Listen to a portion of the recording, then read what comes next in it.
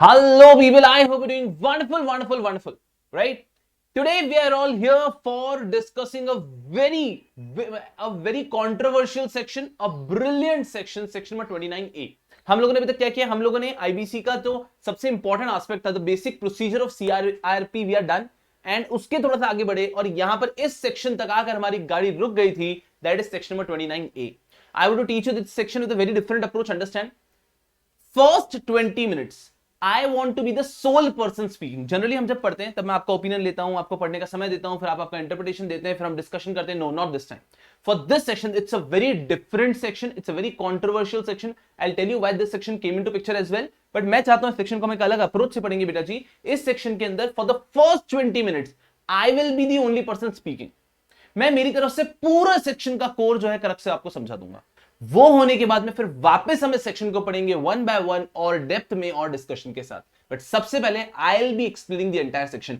Are we all set to start? Are we all set to start? Tell me, are we all set to start?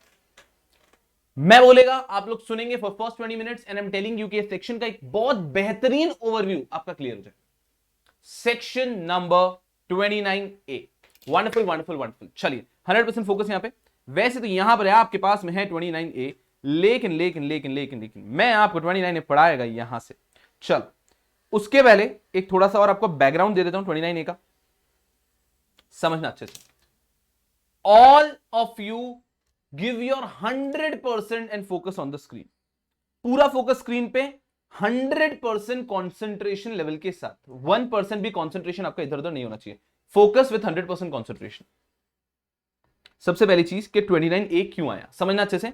हम लोग पढ़ रहे हैं इतने समय से बेटा जी CIRP, corporate insolvency resolution process. CIRP का बैकग्राउंड थोड़ा सा 29A पढ़ने के लिए पहले फटाफट से सीआईआरपी का थोड़ा सा बैकग्राउंड याद दिलाता हूं. सीआईआरपी में क्या हुआ था कि कोई एक कॉर्पोरेट डेटर है, ठीक है. The corporate debtor is unable to pay off its debt. Corporate debtor अपने डेट्स पे ऑफ नहीं कर पा रहा है. इस कारण से उसके ओसी ने, एफसी ने या सीडी ने खुद, ऐसा हमने पढ़ा था कि उसने अपने कोई डिफॉल्ट किया, तो इस कारण से ओसी एफसी किसी ने उसके अगेंस्ट एप्लीकेशन फाइल की है. राइट नाउ से फॉर एग्जांपल मैं एफसी ले लेता हूं, फाइनेंशियल क्रेडिटर. फाइनेंशियल क्रेडिटर ने एनसीएलटी में एप्लीकेशन फाइल किया है. NCLT will be the adjudicating authority because it's a corporate debtor. Company है यहां पे, तो कॉर्पोरेट डेटर कंपनी है, तो एनसीएलटी का एप्लीकेशन गया है. NCLT has accepted the application. NCLT has appointed the interim resolution professional. यहां तक तो हमें पता है. interim resolution professional आते ही क्या करता है? interim resolution professional ने COC फॉर्म कर दी. वंडरफुल. COC ने आते ही क्या किया? एक resolution professional को अपॉइंट कर दिया. So now we have resolution professional, but the entire work, the entire job, the entire purpose of CIRP to get a resolution plan. अब ये रेजोल्यूशन प्रोफेशनल हर संभव प्रयास करता है to get a resolution plan. ये रेजोल्यूशन प्रोफेशनल हर संभव प्रयास करता है to get a resolution plan. मैंने आपको कहा है कि first 20 minutes I am speaking in a pace, just try and be with me. इसके बाद में एकदम स्लो में डिस्कशन के साथ ये सेक्शन भी डिस्कस करूंगा. बट सबसे पहले मेरे साथ बने रहो, एक क्विक तरीके से इस पूरे सेक्शन को समझिए. सो एनसीएलटी ने एक्सेप्ट कर लिया, आईआर प्रो अपॉइंट हो गया, आईआर प्रो ने सीओसी फॉर्म कर लिया, सीओसी ने रेजोल्यूशन प्रोफेशनल को अपॉइंट कर दिया. But now resolution professional wants resolution plan. Resolution professional चाहता है उसके पास भिन्न भिन्न पार्टीज रेजोल्यूशन प्लान लेकर आए. उनमें सबसे पहले रेजोल्यूशन प्रोफेशनल चेक करेगा क्या ये रेजोल्यूशन प्लान बेसिक लॉ को कंप्लाई करता है. अगर करता है तो रेजोल्यूशन प्रोफेशनल उस रेजोल्यूशन प्लान को सीओसी के समक्ष रखेगा. And thereafter if the COC also approves it, then it will be going to NCLT. NCLT वापस बस यही चेक करता है कि वो सारे लीगली जो रिक्वायरमेंट उसको कंप्लाई करता है नहीं करता. मतलब जो रेजोल्यूशन प्रोफेशनल पहले चेक कर चुका है वही चीज एनसीएलटी वापस चेक करता है और अपना अप्रूवल देता है, और वहां पे रेजोल्यूशन प्लान हो जाता है final and it starts implementation. Okay, we all know that. Now my question is who can file a resolution plan. कि आखिर ये जो रेजोल्यूशन प्लान्स आ रहे हैं कंपनी के लिए, रेजोल्यूशन प्रोफेशनल के पास, ये रेजोल्यूशन प्लान कौन फाइल कर सकता है. तो मैंने आपको पढ़ाया था कि resolution plan can be filed by a resolution applicant. Resolution plan can be filed by a resolution applicant. So the section which we are going to discuss today, 29A, entirely revolves around this person, resolution applicant. तो सवाल यह है कि resolution applicant वो व्यक्ति है जो कि रेजोल्यूशन प्लान फाइल कर सकता है. तो सवाल यह है कि कौन कौन आखिर रेजोल्यूशन प्लान फाइल कर सकता है. समझना अच्छे से. क्यों ये सेक्शन लाना पड़ा, अंडरस्टैंड हो क्या रहा था ये जो लोग थे ना, ये जो कॉर्पोरेट डेटर जिसके अंदर सीआरपी चल रही है, इसका जो मैनेजमेंट है, इसका जो कंट्रोल जिनके हाथ में है, कंपनी अपने क्रेडिटर्स को पे नहीं कर पाती है और यही मैनेजमेंट वापस रेजोल्यूशन प्लान सबमिट करता था कि यार चलो चलो चलो चलो, हम क्रेडिटर्स को पूरा तो पे ऑफ नहीं कर पा रहे, हर एक क्रेडिटर को हम 60% पे ऑफ करते हैं और हम वापस ये कंपनी खरीदते हैं। आपको समझ में आ रहा है कि मैं क्या कह रहा हूं? जिस व्यक्ति के पास कंपनी ऑलरेडी थी, जिसने कंपनी को पूरा डुबाया है, जिसके मैनेजमेंट, जिसके लीडरशिप में कंपनी डूबी है, वही व्यक्ति रेजोल्यूशन प्लान फाइल करके वापस कंपनी को एक्वायर करने की कोशिश कर रहा था। Do you think it should be allowed? You don't have to answer right now, but of course prima facie view is going to be it should not be allowed. कि एक व्यक्ति जिसके लीडरशिप में कंपनी के हाल हुए, उसी को वापस आप कम अमाउंट में कंपनी दे रहे हो, दैट इज नॉट एक्सेप्टेबल। इस कारण से एक सेक्शन लाया गया 29A जो कहता है कि कौन कौन रेजोल्यूशन एप्लीकेंट नहीं बन सकते। So there are certain people who cannot be resolution applicant. उस बारे में पूरा सेक्शन है। There are certain people who cannot be resolution applicants. Clear है? मैं अभी भी कह रहा हूं, पूरे अगले जो 20-25 मिनट चलेगा ना, 1% भी फोकस इधर का उधर नहीं होना चाहिए। 100% फोकस एंड कॉन्सेंट्रेशन से स्क्रीन पे। And that is the reason you are not able to see me also. Just focus on my words and what I am trying to write. 29A talks about what? The following people cannot file a resolution plan. ये लोग resolution plan नहीं file कर सकते, ये लोग resolution applicant नहीं बन सकते। That is what 29A says. I am telling you, this is so difficult, this is so complex कि इस पे एग्जाम में क्वेश्चन जनरली नहीं पूछा जाता है बिकॉज ऑफ इट्स कॉम्प्लेक्सिटी। और मैं एक और बात कहता हूं कि अगर इस पे एग्जाम में क्वेश्चन आ जाता है, मान लीजिए 29A पे, trust me, I believe majority will not even be able to touch the section. Majority will not be able to touch the question despite of this being an open book examination. touch नहीं कर पाएंगे. So 100% focus के साथ, crystal clarity के साथ समझने की कोशिश करना section 29A. Let's start. I guess background सबके दिमाग में बैठ चुका है. अब मैं आपको पढ़ाने की कोशिश कर रहा हूं कि कौन कौन रेजोल्यूशन एप्लीकेंट नहीं बन सकते, कौन कौन रेजोल्यूशन प्लान फाइल नहीं कर सकते. इंक कलर में ले लेता हूं व्हाइट. Understand. 29A says person not eligible to be resolution applicant. जी हां, ये मैं बता चुका हूं, बैकग्राउंड दे चुका हूं. 29A talks about person not eligible to be resolution applicant. Okay, क्या लिखा है सुनना बहुत carefully. A person shall not be eligible, I repeat again, 100% concentration on the screen. A person shall not be eligible to submit a resolution plan if such person or any other person acting jointly or in connection with such person ABCD. मतलब क्या? एक company है, वीडियोकॉन का CIRP चल रहा है, उसके अंदर रेजोल्यूशन प्लान फाइल किया है 3 लोगों ने, शुभम शुक्लेचा, सिंगो एंड अमृत. हम 3 लोगों ने मिलकर रेजोल्यूशन प्लान सबमिट किया है. हम में से अगर एक भी व्यक्ति, ये जो अमृत है ना, ये डिस्क्वालिफाइड है 29A में, तो ये रेजोल्यूशन प्लान नहीं जा सकता. तो जितने लोग मिलकर रेजोल्यूशन प्लान फाइल कर रहे हैं, उनमें से अगर एक भी व्यक्ति 29A में कवर हो जाता है, तो ये रेजोल्यूशन प्लान एक्सेप्टेबल नहीं है. A person shall not be eligible to submit resolution plan if such person, अगर वो खुद और any other person acting jointly और in concert with such person, अगर हम तीनों में से एक भी व्यक्ति 29A में कवर हो जाता है, तो हम रेजोल्यूशन प्लान फाइल नहीं कर सकते. सो जॉइंटली या जिसके साथ में फाइल कर रहा हूं, कोई भी व्यक्ति 29A में कवर्ड है, तो हम रेजोल्यूशन प्लान फाइल नहीं कर पाएंगे. ओके, ठीक है, wonderful. Now the first point, who can not file a resolution plan. Images इसलिए दे रखिए ताकि आपके माइंड में बैठेगा, माइंड मैपिंग के साथ में. ठीक है, सबसे पहला एक अनडिस्चार्ज्ड इंसॉल्वेंट. एक अनडिस्चार्ज इंसॉल्वेंट जो है, एक अनडिस्चार्ज इंसॉल्वेंट है, मैंने कहा डिस्कशन में बाद में करूंगा. अभी मैं आपको एक बहुत बेहतरीन तरीके से 29A दिमाग में बैठाना चाहता हूं. There is a strategy behind it, I will tell you later. So पहला पॉइंट हो गया एक अनडिस्चार्ज इंसॉल्वेंट. एक व्यक्ति जो अपने ही डेट्स पे ऑफ नहीं कर पा रहा है, ये कंपनी को क्या बचाएगा? ऑफ कोर्स लॉजिकल सी बात है. So an undischarged insolvent can not submit a resolution plan. Very logical, no explanation required. Second, B, wilful defaulter. ये ऊपर का पार्ट तो सेम रिपीट होगा बार बार, रेड वाला पार्ट चेंज हो रहा है. सो सेकंड पॉइंट में आ गया a wilful defaulter in according to the guidelines of RBI. ठीक है, तो एक जो विलफुल डिफॉल्टर है, वो व्यक्ति भी रेजोल्यूशन प्लान सबमिट नहीं कर सकता, रेजोल्यूशन लेकिन नहीं बन सकता. ऑब्वियस सी बात है. अगर आज विजय माल्या साहब किसी कंपनी के अंदर रेजोल्यूशन प्लान देंगे, तो कोई लेगा क्या? भाई, अब अपने कंपनी के तो आपने डेट्स पे नहीं किए और अब आप दूसरी कंपनी को लेने आए हो. नहीं. सो फर्स्ट पॉइंट में हो गया था एक अनडिस्चार्ज इंसॉल्वेंट. सेकंड में आ गया wilful defaulter. If a person is a wilful defaulter, he also can not file a resolution plan. मैं सी पॉइंट को स्किप करता हूं because C will involve lot of discussion. C को skip करते हुए आगे जाते हैं, ये दोनों सी पॉइंट है। D very easy, if a person has been convicted for any offence punishable with imprisonment, अगर किसी व्यक्ति को जेल हो चुकी है for 2 or more years under the act specified in 12th schedule, तो आईबीसी के 12th शेड्यूल में कुछ एक्ट स्पेसिफाइड है, उनमें से किसी भी एक्ट के अंतर्गत अगर आपको 2 सालों की जेल हो चुकी है तो आप रेजोल्यूशन प्लान सबमिट नहीं कर सकते। और अगर उनमें स्पेसिफाइड लॉ के अलावा किसी और लॉ में, अदर लॉज में आपको 7 years और मोर की इंप्रिजनमेंट हो चुकी है तो भी आप रेजोल्यूशन एप्लीकेशन फाइल नहीं कर सकते। रिपीट, आपको इंप्रिजनमेंट हो गई है। 12th शेड्यूल में कुछ लॉज दिए, अगर उन लॉज में आपको इंप्रिजनमेंट हुई है तो अगर आपको 2 years की इंप्रिजन भी हुई है तो भी आप डिस्क्वालिफाइड है। और अदर लॉज की बात करूं तो उसमें 7 years के लिए अगर आपको इंप्रिजनमेंट हुई है तो ही आप डिस्क्वालिफाइड है। So if a person has been imprison for 2 years under law specified under 12th schedule then he is disqualified. If a person is imprisoned for 7 years or more under any other law then he is disqualified. समझना। और ये disqualified कब तक रहता है? वो अपना imprisonment का टेन्योर कंप्लीट करेगा, उसके बाद में भी 2 years तक।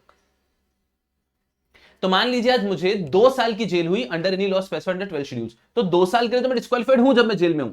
बाहर आने के बाद में भी मैं 2 साल तक डिस्क्वालिफाइड रहूंगा, तो टोटल 4 years हो गए।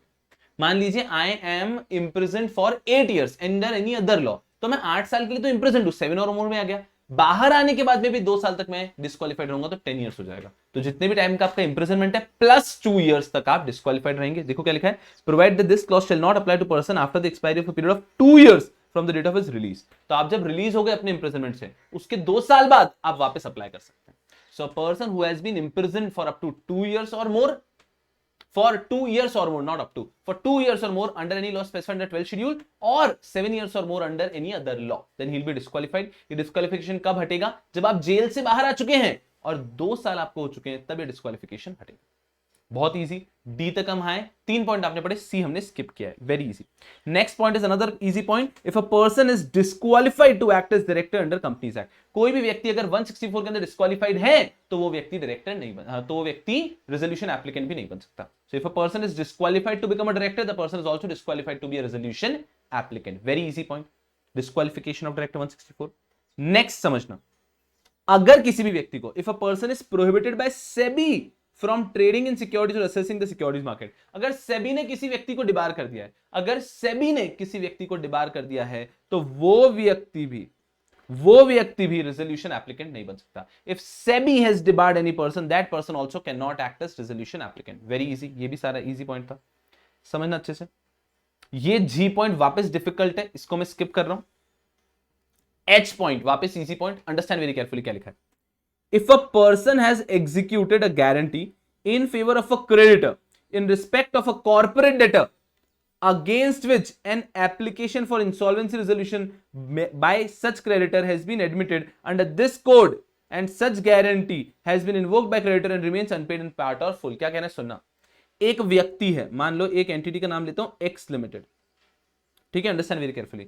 एक्स लिमिटेड का सीआरपी चल रहा है, x limited is a corporate debtor undergoing CRP, तो एक्स लिमिटेड का सीआईआरपी चल रहा है। सुना मेरी बात को केयरफुली, एक्स लिमिटेड का सीआईआरपी चल रहा है, उसके अंदर एक्स लिमिटेड को जिस व्यक्ति ने गारंटी दी थी, जिस व्यक्ति ने गारंटी दी थी एक ऐसे कॉर्पोरेट डेटर को जिसका सीआईआरपी चल रहा है, this person is the guarantor,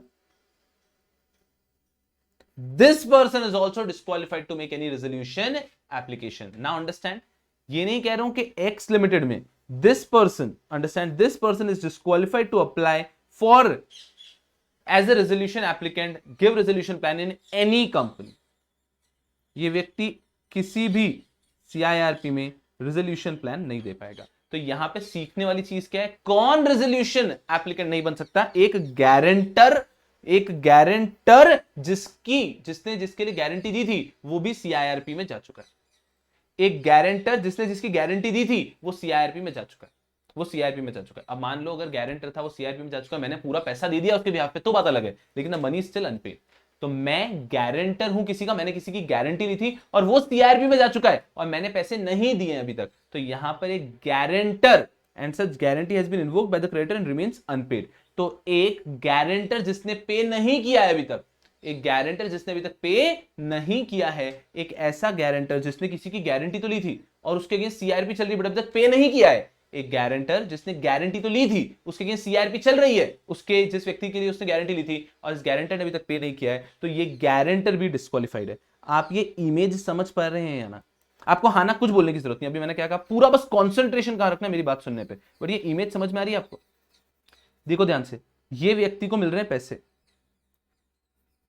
और ये व्यक्ति कर रहा है साइन, तो ये इमेज सिग्निफाई करता है that this person is the guarantor, तो he is signing as a guarantee so that someone else can get money, and tomorrow if this person is unable to repay the money, ये repay नहीं कर रहा है तो guarantor को repay करना है ना, गारंटर भी रीपे नहीं कर रहा है, तो ऐसा एक गारंटर भी रेजोल्यूशन एप्लीकेंट नहीं बन सकता, ऐसा एक गारंटर भी रेजोल्यूशन एप्लीकेंट नहीं बन सकता। तो H point says a guarantor who has not repaid, who has not paid his guarantee money, वो भी रेजोल्यूशन एप्लीकेंट नहीं बन सकता, कि उसने जिसके लिए गारंटी ली थी वो व्यक्ति का सीआरपी हो रहा है और गारंटर ने पे नहीं किया अभी तक, तो ये व्यक्ति भी नहीं बन सकता है resolution applicant. This is H point. समझना आई पॉइंट क्या कहता है, if a person is subject to disability corresponding to clause A to H, अभी तक जो भी पढ़ा, under any law in a jurisdiction outside India, कहने का मतलब है अभी तक तो हम भारत के अंदर की बात कर रहे थे, अगर एक व्यक्ति है उसने इनमें से ही कोई चीज भारत के बाहर की है तो भी वो रेजोल्यूशन एप्लीकेंट नहीं बन सकता। एग्जांपल देके समझाता हूं, हमने पढ़ा अगर सेबी ने किसी व्यक्ति को डिबार कर दिया है तो वो रेजोल्यूशन एप्लीकेंट नहीं बन सकता, that was one point. SEBI ने अगर इंडिया में, सेबी ने अगर किसी को डिबार कर दिया है, किसी व्यक्ति को डिबार कर दिया है, तो ये व्यक्ति रेजोल्यूशन एप्लीकेंट नहीं बन सकता। नाउ अंडरस्टैंड, यूएस का एक पर्सन है, इंडिविजुअल है, उसको एसईसी ने डिबार कर दिया है, उसको एसईसी ने डिबार कर दिया है, तो ये व्यक्ति भी रेजोल्यूशन एप्लीकेंट नहीं बन सकता। तो कहने का मतलब है जो जो रेस्ट्रिक्शन आपने इंडिया में लगाए वो सारे रेस्ट्रिक्शन इंडिया के बाहर भी लगेंगे, बाहर भी अगर कोई व्यक्ति जो इनमें से किसी भी क्लॉज में टच हो जाता है तो वो भी रेजोल्यूशन एप्लीकेंट नहीं बन सकता, वो भी रेजोल्यूशन एप्लीकेंट नहीं बन सकता। एंड आई पॉइंट, आई को बस ऊपर ही पढ़ना है, if a person is has a connected person not eligible under A two I, जो अभी तक ऊपर से पॉइंट पढ़े वो लोग खुद तो अप्लाई नहीं कर सकते, उनका कोई कनेक्टेड पर्सन भी अप्लाई नहीं कर सकता, वो लोग खुद तो अप्लाई नहीं कर सकते, उनका कोई कनेक्टेड पर्सन भी अप्लाई नहीं कर सकता। कहने का मतलब है if I am debarred from SEBI, मुझे डिबार कर दिया है तो मेरा कोई कनेक्टेड पर्सन जो है वो भी अप्लाई नहीं कर सकता। कनेक्टेड पर्सन की डेफिनेशन भी है बट वो हम बाद में देखने वाले हैं। यहां पे आके बस ये खत्म हो गया, ये लास्ट स्लाइड थी मेरी, इसके बाद में कोई स्लाइड नहीं है, बस ये है सेक्शन नंबर 29A। नहीं नहीं नहीं नहीं नहीं, I want you to understand it एकदम दिल से, फोकस। हमने दो क्लॉसेस को स्किप किया है अभी, वो दो क्लॉसेस सबसे डिटेल क्लॉसेस है वो पढ़ने वाले हैं, लेकिन सबसे पहले अभी बताओ आपके दिमाग में क्या आ चुका है, क्लियर भैया कौन कौन लोग रेजोल्यूशन एप्लीकेंट नहीं बन सकते। सबसे पहले ये इमेज से क्लियर है, undischarged insolvent, insolvent resolution applicant नहीं बन सकता। विलफुल डिफॉल्टर, इस इमेज को देखते ही याद आ जाता है, विलफुल डिफॉल्टर कभी भी नहीं बन सकता है रेजोल्यूशन एप्लीकेंट। नेक्स्ट सी को हमने स्किप किया, डी पे आते हैं, कोई भी व्यक्ति, हाँ imprisonment, if a person has been imprison for 2 years under clause under laws mentioned under clause 12 और imprison for 7 or more years for any other law, the person cannot be acting as a resolution applicant for 2 years after the release। ठीक है, ये भी हुआ। उसके बाद में हाँ कोई व्यक्ति अगर डिस्क्वालिफाइड है to become a director under 164 तो वो भी नहीं बन सकता है। उसके बाद में हाँ अगर किसी को सेबी नहीं अगर किसी को डिबार कर दिया है तो वो व्यक्ति भी नहीं बन सकता है। ये जी पॉइंट भी हमने स्किप किया था। गारंटर है, अगर कोई व्यक्ति गारंटर है तो वो भी नहीं बन सकता। गारंटर का पूरा कंप्लीट पॉइंट होगा, अगर कोई व्यक्ति गारंटर है, उसने जिस व्यक्ति की गारंटी ली थी, the person is undergoing CIRP and the guarantor is not yet paid, ऐसा गारंटर भी नहीं कर सकता एप्लीकेशन। जो रेस्ट्रिक्शन इंडिया में वो इंडिया के बाहर भी लगेंगे, और इनमें से जो जो मैंने स्पेसिफाइड किया लोग कि विलफुल डिफॉल्टर बोलो, सेबी का डिबार्ड बोल दो, मैं शुरू से करता हूं। सबसे पहला पॉइंट इमेज क्या आ रही है, undischarged insolvent. Undischarged insolvent, a willful defaulter, a person who has been imprisoned, debarred by SEBI, a guarantor, इन लोगों का कोई भी अगर कनेक्टेड पर्सन है तो वो कनेक्टेड पर्सन भी अप्लाई नहीं कर सकता फॉर रेजोल्यूशन प्लान, वो रेजोल्यूशन एप्लीकेंट नहीं बन सकता। अच्छा, दिस इज फर्स्ट हाफ, कि इसमें सारे जो पॉइंट्स हैं इजी वाले वो सब मैंने कवर कर लिया। 2 पॉइंट्स मैंने इसमें कवर नहीं किए, 2 डिफिकल्ट पॉइंट्स है। Without wasting any time let's hit point C. C को बहुत केयरफुली समझना, सी क्या कहता है, सुनो पहले क्या लिखा है। If a person has an account और an account of a corporate debtor under the management और कंट्रोल ऑफ सच पर्सन और whom such person is the promoter, ठीक है, कोई अकाउंट है तो उस अकाउंट का जो भी, उस कॉर्पोरेट डेटर का जो भी मैनेजमेंट जिसके पास है, कंट्रोल जिसके पास है, जो व्यक्ति प्रमोटर है, has been the account of corporate debtor, the account of corporate debtor has been classified as NPA in accordance with the guidelines of Reserve Bank of India issued under Banking Regulation Act or the guidelines of financial sector or any other law for time being in force, and at least a period of 1 year has elapsed from the date of such classification till the date of commencement of CIRP of the corporate debtor at the time of submission of resolution plan. Understand very carefully. कोई भी एक corporate debtor, कोई भी एक corporate debtor जो कि NPA हो चुका है for more than 1 year, कोई भी एक corporate debtor जिसके अकाउंट को एनपीए डिक्लेयर कर दिया गया for more than 1 year, NPA I think all of you know, non performing asset. तो कोई भी कॉर्पोरेट डेटर है जिसके अकाउंट को, बैंक अकाउंट को एनपीए, जिसके अकाउंट को एनपीए डिक्लेयर कर दिया गया है, नॉन परफॉर्मिंग असेट, कोई भी एक कॉर्पोरेटर है जिसके अकाउंट को एनपीए डिक्लेयर कर दिया गया है, ऐसे कॉर्पोरेट डेटर का जो प्रमोटर है, वो जो मैनेजमेंट में सब्सटेंशियल डायरेक्टर्स ही कवर होते हैं। तो आपका जो प्रमोटर है वो, आपका जो मैनेजमेंट है वो, और आपका कंट्रोल जिसके पास है, मतलब आपकी अगर कोई होल्डिंग कंपनी है तो मैनेजमेंट मतलब सब्सटेंशियली डायरेक्टर, यहां पे होल्डिंग कंपनी आती है, प्रमोटर मतलब प्रमोटर।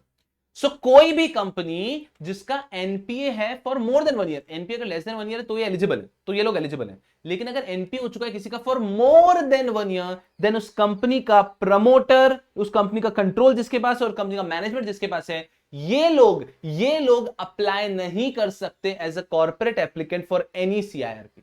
किसी भी सीआईआरपी में ये लोग कॉर्पोरेट एप्लीकेंट नहीं बन सकते, क्योंकि आपका खुद का अकाउंट तो एनपीए डिक्लेयर हुआ है और आप किसी और को सुधारने चले हो। नहीं नहीं नहीं नहीं। सो एनी कंपनी जिसको एनपीए डिक्लेयर कर दिया गया है फॉर मोर देन 1 ईयर, उसका मैनेजमेंट, कंट्रोल या promoter, they are not allowed to be corporate applicant.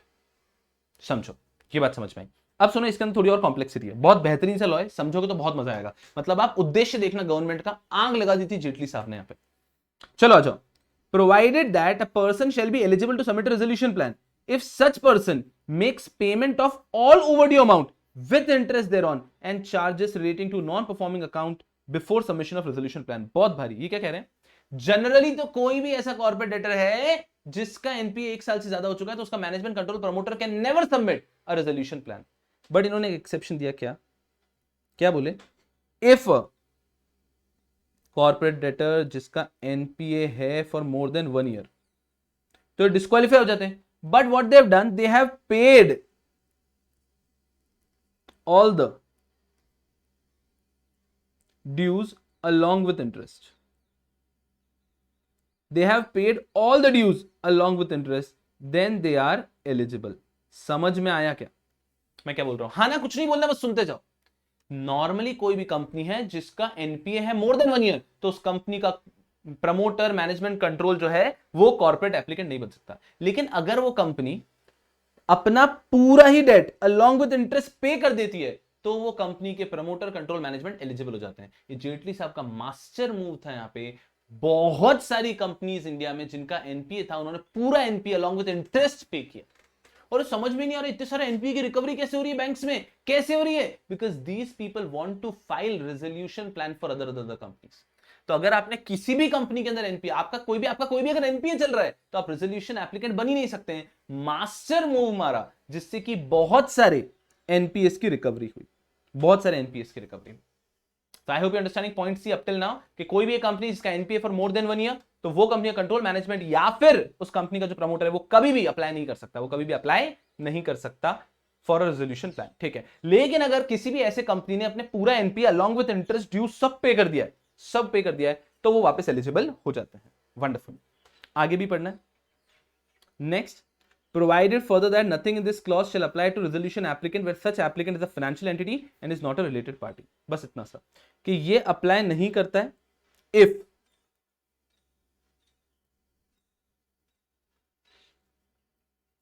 it does not apply to financial entity which is not a related party। अब ये क्या कह रहे हैं कि अगर मान लीजिए कोई भी बैंक है ना, कोई फाइनेंशियल एंटिटी है और वो रिलेटेड पार्टी नहीं है,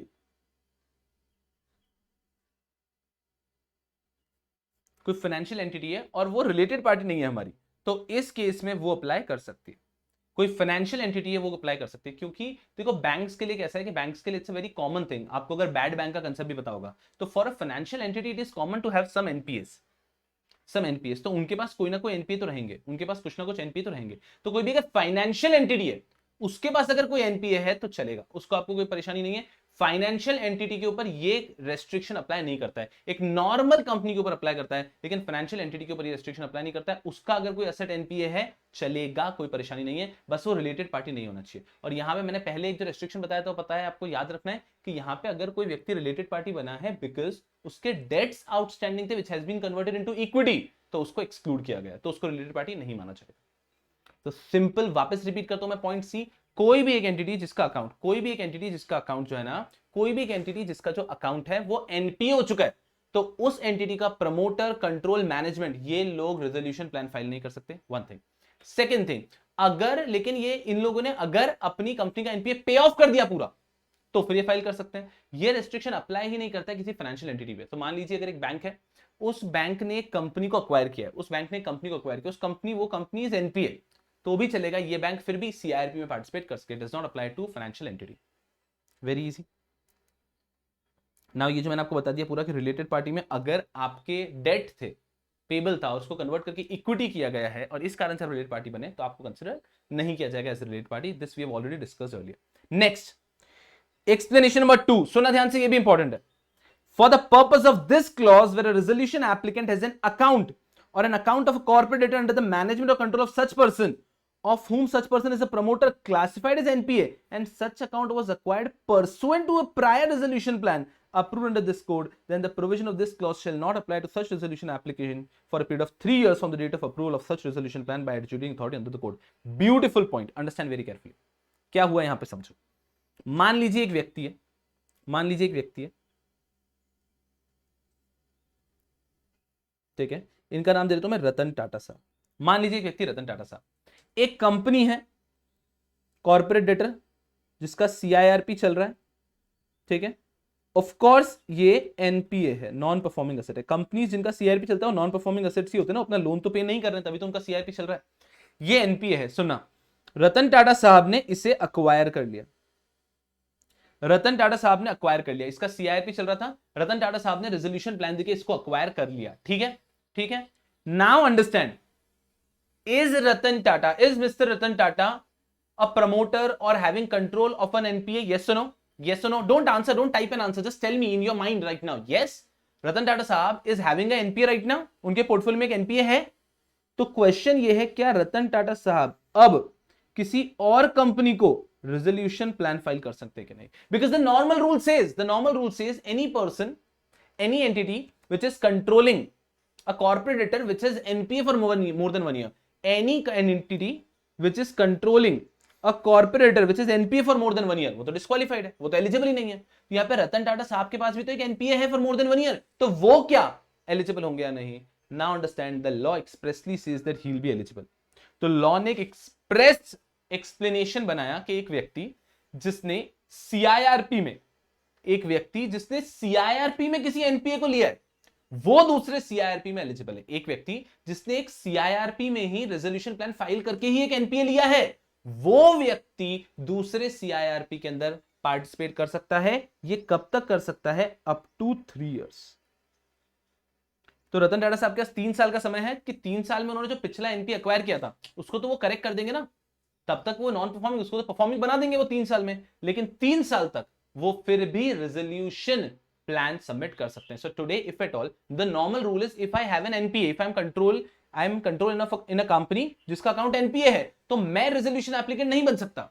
लेकिन यहां पर क्या एक्सेप्शन है कि अगर मान लो मैंने एक कंपनी को अक्वायर किया था अंडर सीआईआरपी ओनली, तो वो कंपनी तो एनपीए थी, तो मेरा I am controlling an NPA, still जब मैंने उनको अक्वायर किया था वहां 3 साल तक I am not ineligible, still I can make an application, This is the most tricky clause under 29A. I will repeat the entire clause again. This is the first summary which you are doing. इसके बाद में मैं आपके साथ detail discussion भी करूंगा इसके ऊपर, बट फर्स्ट समरी दिमाग में बैठ गई ना तो आपका काम हो गया। 100% फोकस के साथ वापस सुनना क्या कह रहा हूं मैं। 29A, person not eligible to be resolution applicant. It says first 4 point पढ़ा है मैंने इसमें आपको, 1 2 3 and 4, ये 4 पॉइंट पढ़ लिए, खत्म हो गया 29A का C।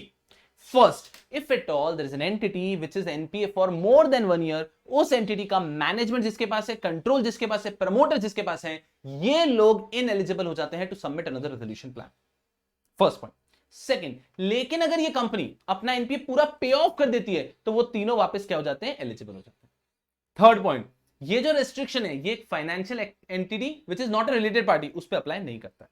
एंड लास्ट, कि अगर कोई व्यक्ति है उसने सीआईआरपी में ही कोई एनपीए को अक्वायर किया है तो for 3 years the person is not eligible, for 3 years he is still allowed to make resolution plans for other CIRPs. I hope you're all with me. Wonderful. Right now, wait. I hope you're getting a fair idea. A, B, C. Okay. Now we are hitting to G. G भी हमने skip किया था. D हो गया, E हो गया, F हो गया. Now we're hitting to G. Focus 100% यहाँ पे G क्या कहता है, सुनना. If a person, similar जो हमने पढ़ा वैसा ही, कि अगर कोई भी एक कंपनी, मैं आपको पहले बताता हूँ, कंपनी का मतलब corporate debtor. When I say corporate debt, it can be a मतलब the substantial, the overview में you have to understand that it's a company, ठीक है ना, अदर ऑप्शंस भी हैं बट हाँ मेनली कंपनी। तो कॉर्पोरेट डेटर है जिसके अंदर कोई भी प्रेफरेंशियल ट्रांजैक्शन हुआ है, कोई भी अंडर वैल्यूड ट्रांजैक्शन हुआ है, कोई भी फ्रॉडुलेंट ट्रांजैक्शन हुआ है, या फिर कोई भी ऐसा ट्रांजैक्शन हुआ है, एक्सटॉर्शनेट क्रेडिट ट्रांजैक्शन हुआ है, मतलब एक कंप्लीटली अनरीजनेबल ट्रांजैक्शन हुआ है, फ्रॉडुलेंट हुआ है, आपने प्रेफरेंस दिया है अपने प्रमोटर्स को, तो preferential transaction, under value transaction, credit extortionate transaction, fraudulent transaction अगर किसी कंपनी में हुआ है तो उस कंपनी का भी मैनेजमेंट, कंट्रोल और promoter are not allowed to file a resolution plan, वो भी रेजोल्यूशन प्लान फाइल नहीं कर सकते फॉर सीआईआरपी।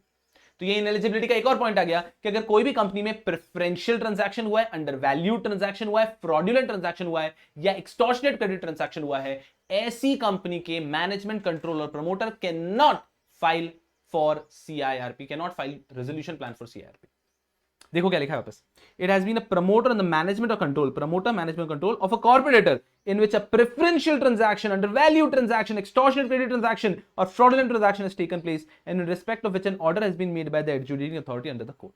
Adjudicating authority ने order दे दिया है कि भैया जी हाँ यहाँ पे ये transaction हुआ है, prove हो चुका है, alleged नहीं है, prove हो चुका है.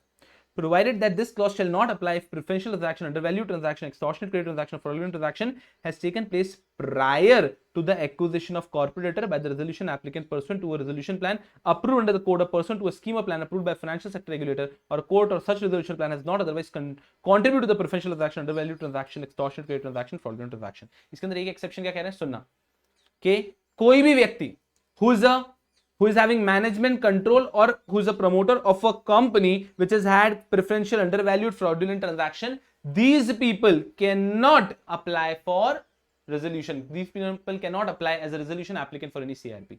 but इन्होंने कहा मान लो एक ऐसा व्यक्ति है, वापस रतन टाटा साहब है, वो ऐसी कंपनीज को डूबने से बचाने में बहुत हेल्प करते हैं। मान लीजिए रतन टाटा साहब है, रतन टाटा साहब को ऐसी कोई कंपनी दिखती है जिसमें प्रेफरेंशियल, अंडरवैल्यूड, फ्रॉडुलेंट ट्रांजैक्शन हुआ है, लेकिन होने के बाद में रतन टाटा साहब ने एक रेजोल्यूशन प्लान फाइल करके सीआईआरपी करके उस कंपनी को अक्वायर कर लिया, सो राइट नाउ रतन टाटा साहब is in control of a company जिसके अंदर ये सारे ट्रांजैक्शन होते हैं, प्रेफरेंशियल, अंडरवैल्यूड, फ्रॉडुलेंट ट्रांजैक्शन, फिर भी रतन टाटा साहब is allowed to file another resolution plan for CIRP because this had happened prior to him acquiring the company. I will repeat again the point. The point says कोई भी company के अंदर अगर preferential transaction, undervalue transaction, fraudulent transaction, extortionate credit transaction हो रहे हैं, कोई भी कंपनी अगर ये ट्रांजैक्शन हो रहे हैं तो उस कंपनी का मैनेजमेंट, कंट्रोल और प्रमोटर आर नॉट एलिजिबल. उस कंपनी का management, control, promoter is not eligible to be a resolution applicant for another CIRP. Fair enough. लेकिन अगर कोई व्यक्ति को उसका कंट्रोल मिला था because the person has acquired this company in which any preferential, undervalued, fraudulent transaction has taken place through filing a resolution plan only, then that person can again file a resolution plan. I'll give you an example. मान लीजिए company इसका नाम है वीडियोकॉन, तो वीडियोकॉन के अंदर क्या हुआ, प्रेफरेंशियल ट्रांजैक्शन हुआ है, अंडरवैल्यूड हुआ है, फ्रॉडुलेंट हुआ है, एक्सटॉर्शनेट क्रेडिट ट्रांजैक्शन हुआ है, तो वीडियोकॉन के सारे मैनेजमेंट, कंट्रोल, प्रमोटर इनएलिजिबल हो चुके हैं. ओके, बट अब जब वीडियोकॉन की ऐसी गंदी हालत थी तब हमारे एक व्यक्ति आए, वापस एग्जांपल रतन टाटा साहब ने वीडियोकॉन के अंदर रेजोल्यूशन प्लान देके उसको अक्वायर कर लिया. सो राइट नाउ रतन टाटा साहब in control of a company which has undergone preferential, undervalued, fraudulent transaction. तो क्या रतन टाटा साहब को मैं इनएलिजिबल बोल दूं? नहीं. उन्होंने तो इस ऐसी कंपनी जिसमें तुच्छ हरकतें हुई थी वो पहले हुई थी, उसके बाद में अक्वायर किया है. So then this guy is eligible to file a resolution plan under CIR. Under CIRP. And this is all about 29A. मुझे बस लास्ट के कुछ एक्सप्लेनेशन डिस्कस करने, बट नहीं, मुझे वो करने की जल्दबाजी है ही नहीं. मैं चाहता हूं कि पहले आप सब बच्चे सेम पेज पे आओ. नहीं, focus here with 100% focus. 100% focus क्या था? Focus here with 100% focus. वो चलो इधर आ जाओ. क्या पढ़ा दिमाग में क्लियर होना चाहिए. हमने पढ़े कितने पॉइंट. सबसे पहला पॉइंट शुरू होता है आपका 29A, person not eligible to be a resolution applicant. I know your exam is going to be an open book examination, but just try and understand it to the core. ठीक है. सबसे पहले क्या हो गया? अनडिस्चार्ज्ड इंसॉल्वेंट. ठीक है, photo से याद रखो. सबसे पहले कौन है? एक व्यक्ति कौन अप्लाई? Undischarged insolvent. उसके बाद में विजय माल्या, एक विलफुल डिफॉल्टर. सी पॉइंट है जिसको हमने खोद के पढ़ा. उसके हमें 4 पॉइंट पता होने चाहिए. कोई भी एक ऐसी कंपनी है, कोई भी एक ऐसी कंपनी इसके अंदर एनपीए है फॉर मोर देन 1 ईयर, ऐसी कंपनी का मैनेजमेंट कंट्रोल एंड प्रमोटर ये इनएलिजिबल हो जाएंगे. लेकिन अगर उन्होंने पे कर दिया along with interest and everything all the outstanding dues, तो वापस एलिजिबल हो जाएंगे. उसके बाद में ये अप्लाई नहीं करता है financial entity which is not related party. And अगर कोई व्यक्ति है, ये एक्सेप्शन सेम है, सी का एक्सेप्शन और जी का एक्सेप्शन सेम है, कि अगर एक व्यक्ति ने सीआईआरपी में एक ऐसी कंपनी को अक्वायर किया जिसका एनपीए है, तो ये कंपनी इनएलिजिबल नहीं है फॉर 3 इयर्स. यहां पे पॉइंट सी में 3 इयर्स का टाइम पीरियड है. 3 इयर्स तक this person is still eligible to file other resolution plans. ये हो गया सी. उसके बाद में आता है हमारा डी पॉइंट, इजी इंप्रिजनमेंट का पॉइंट है कि अगर कोई व्यक्ति has been imprison for 2 years और more under law specified schedule 12 और 7 इयर्स और more for any other laws, the person is also eligible. ये इनएलिजिबिलिटी कब तक चलेगी? आपकी रिलीज से भी 2 साल तक. उसके बाद में अगर कोई भी व्यक्ति 164 में डिस्क्वालिफाइड है तो the person also can not file a resolution plan. उसके बाद में आ जाता है आपका if a person is debarred by SEBI, the person can also not file a resolution plan. उसके बाद में आ जाता है आपका कि ये जो हमने पॉइंट पढ़ा कि कोई भी कंपनी जिसके अंदर फ्रॉडुलेंट ट्रांजैक्शन हुआ है, प्रेफरेंशियल हुआ है, अंडरवैल्यूड हुआ है, एक्सटॉर्शनेट क्रेडिट ट्रांजैक्शन हुआ है, ये कंपनी का प्रमोटर कंट्रोल और मैनेजमेंट नहीं कर सकते. इसमें हमने 2 पॉइंट पढ़े. एक तो ये हो गया और दूसरा पॉइंट पढ़ा कि लेकिन if at all any person who has acquired such company through a resolution plan only, which company has undergone the preferential transaction, undervalued or fraudulent transaction, still this person can file for another resolution plan. This person can file another resolution plan. ये हो गया जी. इसके बाद में वापस आसान point हो गया गारंटर. एक व्यक्ति जिसने गारंटी दी थी एक व्यक्ति की, और जिस व्यक्ति की मैंने गारंटी दी थी उस व्यक्ति की सीआईआरपी हो चुका है, मैंने अभी तक कुछ भी पैसा नहीं दिया है, तो एक गारंटर जो कि जिसने अभी तक पे नहीं किया अपना गारंटी अमाउंट, ये व्यक्ति भी इनएलिजिबल है. उसके बाद में आता है कि जो लोग इंडिया के अंदर इनएलिजिबल है अंडर द अबव पॉइंट्स, वो इंडिया के बाहर भी इनएलिजिबल होंगे. जो इंडिया के अंदर वाले पॉइंट्स लोग हैं वो इनएलिजिबल, जो बाहर वाले भी इनएलिजिबल रहेंगे if they touch the same condition. और लास्ट पॉइंट आता है if a person has a connected person not eligible under clause A to I. मतलब लॉजिकली समझो, मैं अगर विलफुल डिफॉल्टर हूं तो मेरे कनेक्टेड लोग भी विलफुल डिफॉल्टर हैं, मतलब वो लोग भी अप्लाई नहीं कर सकते. मैं अगर डिबार्ड बाय सेबी हूं तो मेरे कनेक्टेड लोग भी डिबार्ड हैं. अब इसका पर्पस ये था कि if a person has been made ineligible, Vijay Mallya साहब को इनएलिजिबल कर दिया, तो विजय माल्या साहब क्या करते थे? कंपनी फॉर्म करते थे और उस कंपनी से करवा देते थे. एक कंपनी फॉर्म की अपनी पूरी की पूरी होली ओन्ड सब्सिडरी, या फिर एक नॉर्मल सब्सिडरी भी फॉर्म की और उस कंपनी से रेजोल्यूशन एप्लीकेशन दिलवा दी, रेजोल्यूशन प्लान दिलवा दिया. तो ये भी नहीं चलेगा. जो लोग डिबार्ड है ऊपर से लेकर अभी तक, वो उनके कोई कनेक्टेड पर्सन के थ्रू भी अप्लाई नहीं कर सकते. यहाँ पे 29 खत्म होता है. बट इसके कुछ 3 एक्सप्लेनेशन है, केयरफुली पढ़ना. क्या लिखा है? For the purpose of this clause the expression connected person means, कि कनेक्टेड पर्सन का मतलब क्या होता है? कनेक्टेड पर्सन का मतलब क्या? पहला, any person is the promoter और इन द मैनेजमेंट और control of the resolution applicant. तो जो व्यक्ति इनएलिजिबल है ऊपर के सारे पॉइंट में, उनका प्रमोटर, मैनेजमेंट या कंट्रोल जिनके पास है वो भी इनएलिजिबल है. उसके बाद में any person who shall be in the promoter और management control of business of the corporator during the implementation of the resolution plan. Resolution plan के इंप्लीमेंटेशन के दौरान जो व्यक्ति प्रमोटर, मैनेजमेंट या कंट्रोल में होने वाला है वो व्यक्ति भी आपका कनेक्टेड पर्सन है. एंड लास्ट और जो लॉजिकल पॉइंट है वो ये है, the holding company, subsidiary company and associate company और रिलेटेड पार्टी.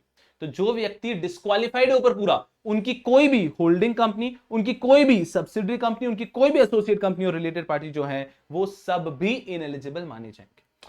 यहां पे हम थोड़ा एक्सेसिव खोद के जा रहे हैं, यहां तक जाने की एक्चुअली फ्रैंकली आपको आवश्यकता नहीं होगी. लेकिन जब हम पढ़ रहे हैं सेक्शन तो पूरा एंड टू एंड खत्म कर लो कि जो लोग ऊपर हमने पढ़े, जो लोग इनएलिजिबल हैं, उनके सारे कनेक्टेड लोग भी इनएलिजिबल होने वाले. ठीक है. फिर ये जो क्लॉज 3 पढ़ा कि हाँ एक व्यक्ति अगर इनएलिजिबल है तो उसका holding company, subsidiary company, associate company, related party सब इनएलिजिबल हो जाएंगे. This does not apply to a related party, this does not apply to a financial entity. ये मैं पहले बता चुका हूं. क्यों फाइनेंशियल एंटिटीज पे क्लॉजेस अप्लाई नहीं करते? बिकॉज बैंक्स और फाइनेंशियल इंस्टीट्यूशंस है ना यार, उनका तो कहीं ना कहीं ये विलफुल डिफॉल्ट इन सबसे लेना देना होगा ही से. ठीक है. तो उनको हमेशा कर देंगे, तो उन्हीं के पास तो इतना पैसा होता है ना कि जो कंपनीज को रिवाइव कर पाते हैं, तो फाइनेंशियल एंटिटीज को इनएलिजिबल नहीं किया है, उनको अगर सही लगता है तो अप्लाई कर सकते हैं। Financial entity which is not a related party, और ये वाला पॉइंट सेम वही है कि लेकिन अगर कोई व्यक्ति कोई फाइनेंशियल एंटिटी रिलेटेड पार्टी बना है by merely conversion of their outstanding dues debt into equity, then the person will not be considered as related party. This I have taught you in detail earlier. ठीक है, तो the same exception applies here. यहां पर 29A पूरा का पूरा खत्म होता है, पूरा का पूरा खत्म होता है. I think I asked you that I'll take 20 minutes, but I've taken around 40 minutes. But I hope you have gotten a fair idea about 29A. No, we are going to discuss it more in depth. हम और घुस-घुस के पढ़ने वाले हैं 29A, लेकिन I hope all of you have gotten a fair idea about 29A. I want you all to read it from the notes. पूरा का पूरा 29A नोट से रीड करो, पूरा 29A नोट से रीड करो. वो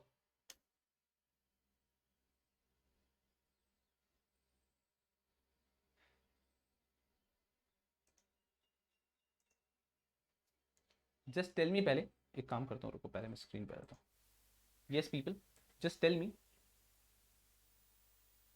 समझ में आया क्या? रुक जाओ रुक जाओ रुक जाओ रुक जाओ, नहीं नहीं नहीं, टेल मी समझ में आया क्या?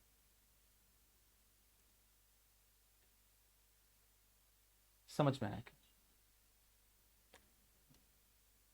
पक्की बात है? Now understand what I am trying to tell you is 29A जो है ना, ये पूरे आईबीसी का सबसे कंट्रोवर्शियल सेक्शन है, पूरा आईबीसी का पूरा सबसे कंट्रोवर्शियल सेक्शन है. मैं ये पूरा सेक्शन आपको वापस पढ़ाने वाला हूं, मैं ये पूरा सेक्शन आपको वापस पढ़ाने वाला हूं, बट मैं चाहता हूं कि आप लोग एक बार पढ़ें. मैं आपको लिख के देता हूं ये बात कि अगर इस पे एग्जाम में क्वेश्चन आ गया, students will not be able to answer it. और मैं ये भी चाहूंगा कि ये सेक्शन आप 2-3 बार पढ़ें, ये लेक्चर आप 2-3 बार देखें. क्लियर बेटा जी? ये लेक्चर मैं यूट्यूब पर डाल देगा, ये लेक्चर आपने 2-3 बार देखना है ताकि अच्छे से दिमाग में बैठे. ठीक है ना, ये ट्रिकी है, बहुत बारीक चीज है. फॉर द टाइमिंग एक बार रीड करो पूरा का पूरा. नोट्स में पूरा 29A दे रखा है. Read the entire 29A. Take 5 minutes, read the entire 29A. I am going to teach 29A again after that. मैं उसका 29A वापस पढ़ाऊंगा. Read the entire 29A.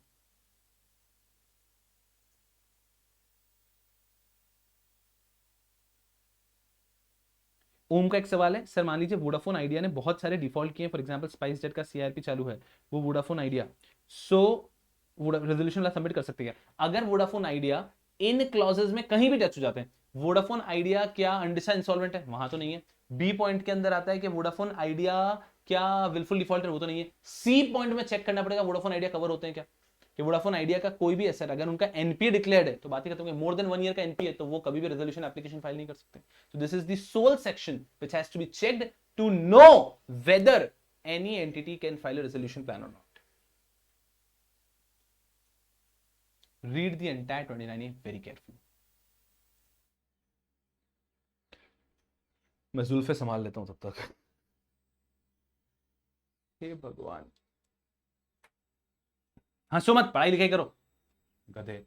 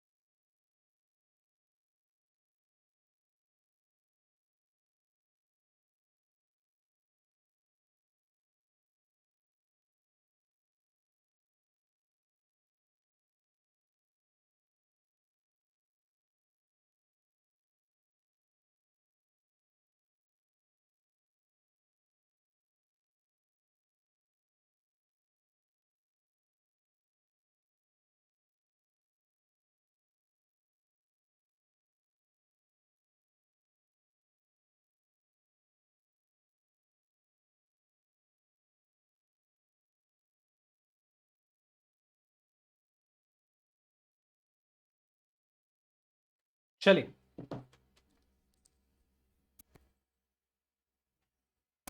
Yes people, एक बालिका ने क्वेश्चन पूछा है। द क्वेश्चन इज कि सर जैसे 3 ईयर का टाइम पीरियड है पॉइंट सी में, पॉइंट जी में ऐसा कुछ नहीं है, पॉइंट सी में एक ऐसा पॉइंट है कि पॉइंट सी कहता है कि अगर NPA for more than 1 year तो उसका मैनेजमेंट कंट्रोल और उसका जो प्रमोटर है वो सीआर किसी भी और जगह रेजोल्यूशन एप्लीकेंट नहीं बन सकता। ठीक है।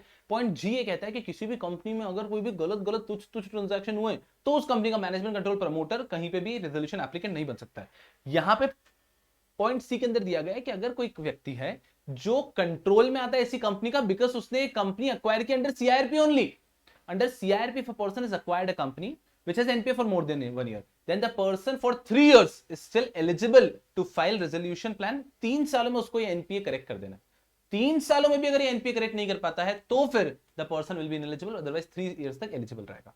पॉइंट जी में भी ऐसा ही है कि अगर किसी व्यक्ति ने रेजोल्यूशन एप्लीकेशन करके रेजोल्यूशन प्लान के तहत एक ऐसी कंपनी को अक्वायर किया है, जिस कंपनी के अंदर एक ऐसी कंपनी अक्वायर जिस कंपनी के अंदर तुच्छ ट्रांजैक्शन हुए हैं, तो उन सर्कमस्टेंसेस में सर कोई टाइम पीरियड नहीं है क्या? जी नहीं। सी में 3 इयर्स है, यहां पे नहीं है। क्यों ऐसा नहीं है बेटा जी? 3 इयर्स इसलिए दिए प्रिज्यूमिंग के 3 साल में वो पूरा जो उनका डिफॉल्ट एनपीए उसको करेक्ट कर देगा। 3 साल के अंदर वो एनपीए नहीं रहेगा। अगर 3 साल बाद भी एनपीए रहा तो वो इनएलिजिबल हो जाएंगे रतन टाटा साहब। बट प्रिजम्पशन है कि 3 साल में वो परफॉर्मिंग एसेट बन जाएगा। यहां पर इट्स अ हिस्ट्री कि आपने पहले ऐसा प्रेफरेंशियल ट्रांजैक्शन किया था, आपने कोई भी फ्रॉडुलेंट ट्रांजैक्शन किया था पहले, तो उसमें कोई टाइम पीरियड नहीं है। आपने पहले कंपनी के अंदर पहले कुछ ट्रांजैक्शन होता उसके बाद में अपनी कंपनी एक्वायर की है तो कोई प्रॉब्लम नहीं, you are not eligible. Are you understanding? Are you understanding? I am waiting for 30 more seconds.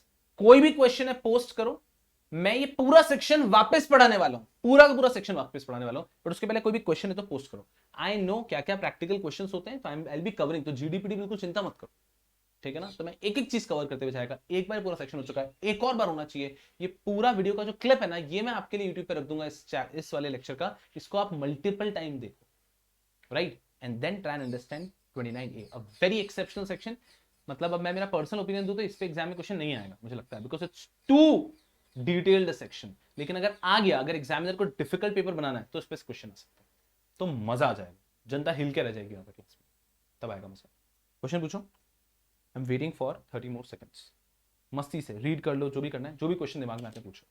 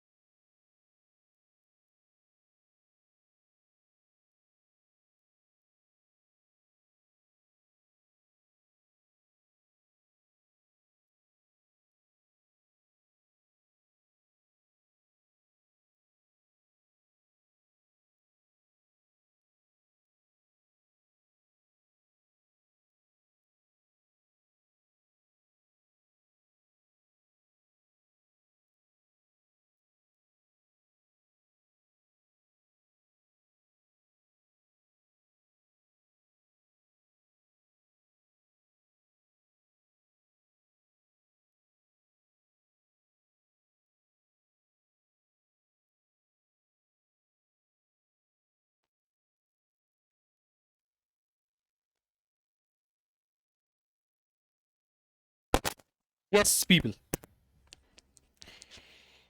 एक क्वेश्चन पूछा हमने, sir Vodafone Idea point C में कवर है, ठीक है, मान लेते हैं आपकी बात को। भारतीय एयरटेल ने वोडाफोन को अक्वायर किया, भारतीय 3 इयर्स तक एलिजिबल है to file plan, after 3 non eligible. Perfect interpretation, perfect interpretation. Om का इंटरप्रिटेशन है कि प्रिज्यूम कर लेते हैं, पॉइंट सी का इंटरप्रिटेशन है ओम का, मुंह दिखाई करके पढ़ा देता हूं। दैट मान लीजिए वो वोडाफोन इज अ कंपनी जो एनपीए है for more than 1 year, presume Vodafone is a company which is NPA for more than 1 year, ये हो गया। अब क्या हुआ, मान लीजिए एयरटेल ने वोडाफोन को कर लिया acquire through a resolution plan, ठीक है। So now Airtel is in control of N entity which is NPA for more than 1 year. तो क्या एयरटेल रेजोल्यूशन प्लान फाइल करने के लिए किसी और कंपनी में इनएलिजिबल हो जाएगा क्या? नहीं, Airtel will remain eligible for 3 years and after 3 years Airtel ineligible हो जाएगा अगर तब तक भी वोडाफोन एनपीए ही रहता है। तो अगर 3 साल में वोडाफोन को नॉन परफॉर्मिंग से परफॉर्मिंग बना देते हैं तो एलिजिबल नहीं होगा Airtel even after 3 years. Crystal clear, ठीक है। फाइनेंशियल एंटिटी वाला पॉइंट क्या है? फाइनेंशियल एंटिटी वाला पॉइंट सी के अंदर कहता है और लास्ट पॉइंट के अंदर भी कहता है, कनेक्टेड पर्सन के अंदर भी, कि फाइनेंशियल एंटिटीज कभी भी इनएलिजिबल नहीं होगी इन पॉइंट में। 29A can not make a financial entity ineligible if financial entity is not a related party. Financial entity है और रिलेटेड पार्टी नहीं तो वो इनएलिजिबल नहीं होगी। एग्जांपल, मान लो कोई बैंक है HDFC, ये एक फाइनेंशियल एंटिटी है। Now this bank is in control of a company which has NPA. This bank is in control of a company which is in NPA. तो जिस एक NPA company which is NPA, उसका control जिसके पास है उसको भी तो आप इनएलिजिबल बोल देते हो, लेकिन नहीं, if this is a financial entity then it will not be ineligible, वो एलिजिबल ही रहेगी। तो इंडिया में जितनी भी फाइनेंशियल एंटिटीज है उनको 29A से अलग रखा गया है। Financial entity will not be ineligible, point C के अंदर नीचे पढ़ सकता है। तो ये जो पूरा पॉइंट सी है और एंड का जो कनेक्टेड पर्सन वाला पॉइंट है वो फाइनेंशियल एंटिटी पे अप्लाई नहीं करता है। तो फाइनेंशियल एंटिटी कभी भी इनएलिजिबल नहीं होती। क्लियर है बेटा जी? ठीक है, ओके आकांक्षा। तो मैं अब क्या करता हूं, पूरा ही सेक्शन में एक बार वापस पढ़ा रहा हूं 100% फोकस से मेरे साथ में, 100% फोकस है। ये सेक्शन क्रिस्टल क्लियर कर लिया ना, पूरा इंसॉल्वेंसी लॉ का आपको एक भी सेक्शन रोक नहीं पाएगा। Mark my word, this is the most critical section of insolvency law and these are दो सेक्शन जिस पे टाइम इन्वेस्ट करना वर्थ इट है, बिल्कुल वर्थ इट है। आ जाओ, शुरू से शुरू करते हैं। ये रहा पहला 29A पूरे फोकस के साथ मेरे सामने आ जाओ। 29A talks about a person who is ineligible to file resolution application. तो एक व्यक्ति रेजोल्यूशन एप्लीकेशन फाइल करने के लिए इनएलिजिबल हो जाएगा if A point if he is an undischarge insolvent, B point if he is an wilful defaulter, C point में 4 point है, अगर कोई एंटिटी है जो कि कोई भी एंटिटी है जो NPA for more than 1 year तो उसका कंट्रोल मैनेजमेंट प्रमोटर जो है ये इनएलिजिबल हो जाएंगे। लेकिन सेकंड पॉइंट, अगर इन्होंने पूरा एनपीए अलोंग विद इंटरेस्ट पे कर दिया है तो ये वापस एलिजिबल हो जाते हैं। तीसरा पॉइंट, ये अप्लाई नहीं करता है फाइनेंशियल एंटिटीज पे which are not related party. And last point कि अगर कोई व्यक्ति है उसने सीआईआरपी में ही कोई ऐसी कंपनी को अक्वायर किया है जिस कंपनी का एनपीए है, जो company NPA for more than 1 year, फिर भी ये जो कंपनी इसने अक्वायर किया वो 3 साल तक इनएलिजिबल नहीं होगी। 3 साल में अगर ये एंटिटी परफॉर्मिंग हो गई तो वंडरफुल, नहीं कर पाया परफॉर्मिंग 3 साल में, फिर ये इनएलिजिबल हो जाती है। Point number C. फिर point number D, another easy point with respect to imprisonment. अगर आप शेड्यूल 12 के किसी भी प्रोविजन को वायलेट करते हैं और इंप्रिजनमेंट होती है for more than 2 years then you are ineligible. अगर अदर किसी लॉ में मोर देन 7 इयर्स की इंप्रिजनमेंट होती है देन यू आर एलिजिबल। आप वापस एलिजिबल कब होते हैं? इंप्रिजनमेंट टेन्योर खत्म होने के भी 2 साल के बाद। फिर अगर आप 164 में आओ, अगर आप 164 के अंदर डिस्क्वालिफाइड हैं, बहुत भावुक हो जाता हूं मैं कभी कभी, 164 के अंदर अगर आप डिस्क्वालिफाइड हैं तो आप इनएलिजिबल हैं यहां पे भी। उसके बाद में आपने पढ़ा अगर सेबी ने आपको डिबार कर रखा है तो आप इनएलिजिबल हैं। उसके बाद में आपने पढ़ा सिमिलर पॉइंट सी जैसा पॉइंट कि अगर किसी भी कंपनी के अंदर प्रेफरेंशियल ट्रांजैक्शन हुआ है, अंडर वैल्यू ट्रांजैक्शन हुआ है, क्रेडिट एक्सटॉर्शनेट ट्रांजैक्शन हुआ, बहुत ही अनरीजनल, बहुत ही अनयूजुअल वैल्यू पे ट्रांजैक्शन हुआ है, फ्रॉडुलेंट ट्रांजैक्शन हुआ है, तो ऐसी कंपनी का कंट्रोल मैनेजमेंट प्रमोटर ये लोग भी इनएलिजिबल है। इसमें एक और पॉइंट पढ़ा, लेकिन वही अगर किसी व्यक्ति ने ऐसी कंपनी जिसमें ऐसे ट्रांजैक्शन पहले हो चुके थे उसको अक्वायर किया under CRP then this person will not be ineligible, क्योंकि पहले हो चुके थे ना। उसके बाद में आया एच, अगर कोई व्यक्ति गारंटर है, उसने किसी एंटिटी की किसी कंपनी की गारंटी ली थी और वो कंपनी सीआरपी में हो गया है और ये गारंटर ने पेमेंट नहीं किया, गारंटर जिसने गारंटी ली थी बट पेमेंट नहीं किया है, ऐसा गारंटर भी इनएलिजिबल है। और फिर आता है लास्ट पॉइंट, नहीं सेकंड लास्ट पॉइंट, कि ये जो सारे मैंने एक्सक्लूजन्स बताए ये इंडिया में तो है, ये इंडिया के बाहर भी अगर कोई व्यक्ति इनमें से कोई प्रोविजन को वायलेट कर देता है तो वो व्यक्ति भी इनएलिजिबल हो जाएगा। और फिर लास्ट पॉइंट पढ़ा कि अगर कोई भी व्यक्ति, केयरफुली सुनना ये वाला पॉइंट, एक बालिका ने बोला था कि ये पॉइंट अनक्लियर हो रहा है, ऊपर से लेकर अभी तक जो भी हमने पढ़ा ये लोग तो इनएलिजिबल है ही हैं, उनके सारे कनेक्टेड पर्सन भी इनएलिजिबल है। आई रिपीट अगेन, ये लोग जो हमने ऊपर से अभी तक पढ़े ये लोग तो इनएलिजिबल हैं ही सही, उनके सारे कनेक्टेड पर्सन भी इनएलिजिबल।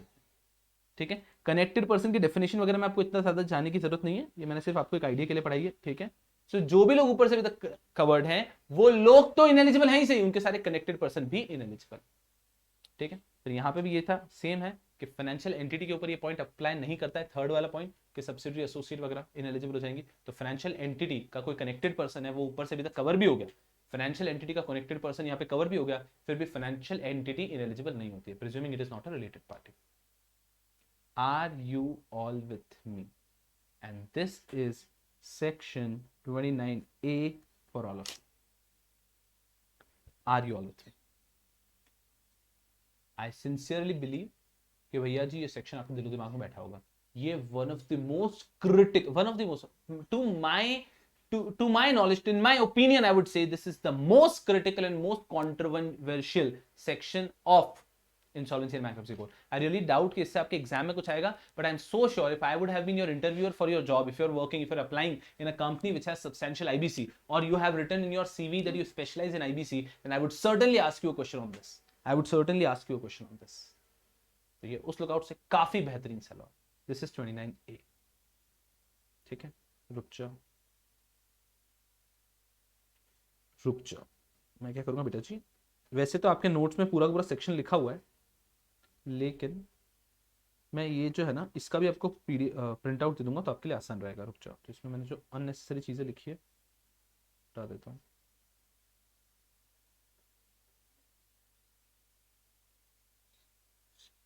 देखो, तो सेबी ने अगर, समझो ये क्या लिखा है एक बार, ये एग्जाम्पल दिया है मैंने कि अगर कोई व्यक्ति को इंडिया में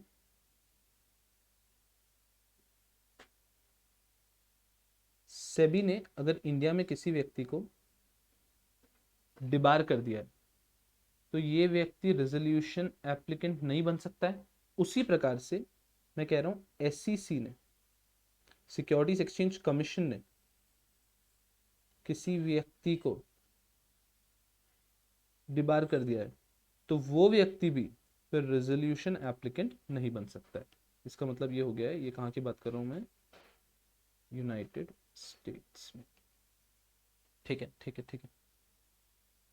एक बालक बोल रहा है मैं इंटरव्यू में फोड़ के आऊंगा, बहुत ही बढ़िया बहुत ही बढ़िया। नहीं, लेकिन आपको भी लग रहा है ना कि ये बहुत ही भारी तरीके से हो गया? नहीं, आई नो ना, मतलब नॉर्मली जब आप पढ़ते हो मैं खुद ही कहता हूँ ना कि इसका चिंता मतलब ये हो जाएगा, इस सेक्शन की चिंता लेनी है। इसके वीडियो को मैं आपको जो शुरुआत का समरी वीडियो ना मैं यूट्यूब पे अपलोड कर दूंगा, उसका टाइम टू टाइम देखते रहिएगा, है ना, जिससे कि आपका पूरा होल्ड बना रहेगा। हार्डली कितने 30 मिनट्स का, उसको आप 1.5 पे देखोगे तो आपका और वो हो जाएगा 20 मिनट्स में। ठीक है,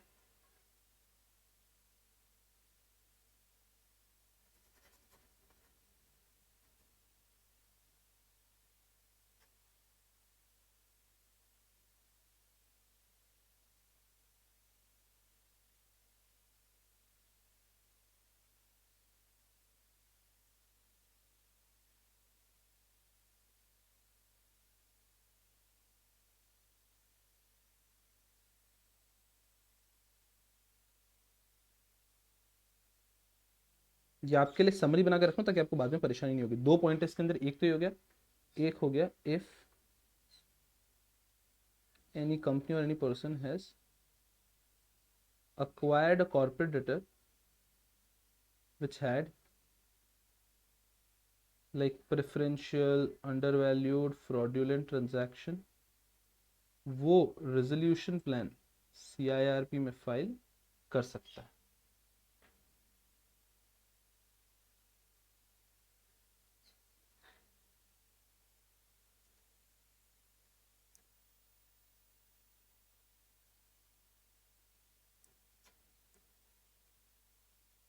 ये भी ठीक है।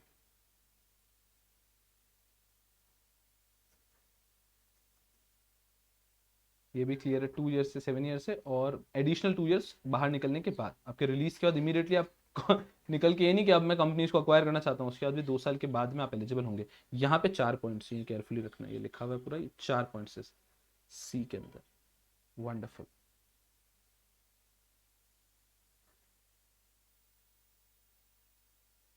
नहीं और कुछ भी नहीं। Yes, people. So this is section 29A for all of you.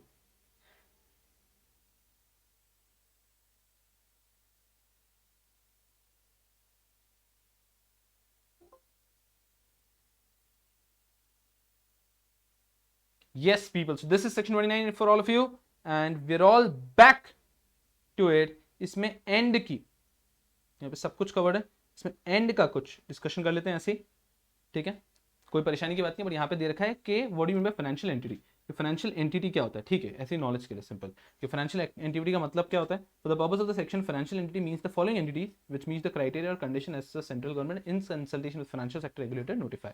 Schedule commercial bank financial entity है, an entity regulated by a foreign central bank और सिक्योरिटीज मार्केट रेगुलेटर और any other sector regulator at of a jurisdiction outside India, which jurisdiction is compliant with the Financial Action Task Force standard and is a signatory of IOSCO multilateral memorandum of understanding। तो कोई भी एक regulator, कोई भी एक ऐसी entity है, तो पहला तो हो गया schedule commercial bank, easy.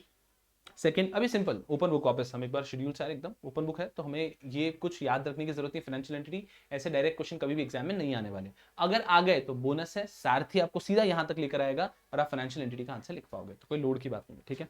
But फिर भी शेड्यूल कमर्शियल बैंक हो गया, कोई भी एंटिटी जो कि फॉरेन बैंक, सिक्योरिटीज मार्केट या कोई भी फाइनेंशियल सेक्टर रेगुलेटर गवर्न कर रहा है, मतलब कोई भी एक एंटिटी जिसको बाहर का कोई भी बैंक वगैरह गवर्न कर रहा है, कौन सी कंट्री का, ऐसी कंट्री का जो FATF कंप्लाइंट है या फिर IOSCO की मेंबर है। Next, any investment vehicle registered foreign institutional investor, registered foreign portfolio investor or a foreign venture capital investor where the term shall have the meaning assigned to them in regulation 2 of foreign exchange management, so regulation made in the foreign exchange management act। तो कोई भी एक ऐसी entity जो कि या तो investment vehicle है, रजिस्टर्ड फॉरेन इंस्टीट्यूशनल इन्वेस्टर है, रजिस्टर्ड फॉरेन पोर्टफोलियो इन्वेस्टर या फॉरेन वेंचर कैपिटल इन्वेस्टर जो फैमा ने अलाउ किया, तो इनमें से भी कोई है तो ये सब भी आपकी फाइनेंशियल एंटिटी में आते हैं। सबसे ज्यादा शेड्यूल कमर्शियल बैंक आते हैं, बट ये सब भी इंक्लूड हो रहा है। नेक्स्ट, कोई भी असेट रिकंस्ट्रक्शन कंपनी जो कि सारफेसी में रजिस्टर्ड है, वो AIF जो हमने पढ़ा फंडिंग के अंदर, वो या कोई भी और जिसको सेंट्रल गवर्नमेंट ने नोटिफाई कर दिया।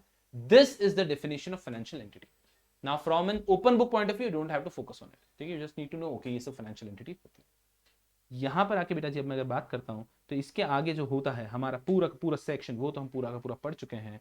And I believe that chapter number 4 के अंदर भी जो भी हमारा कंटेंट था उस पूरा का पूरा हमारा कवर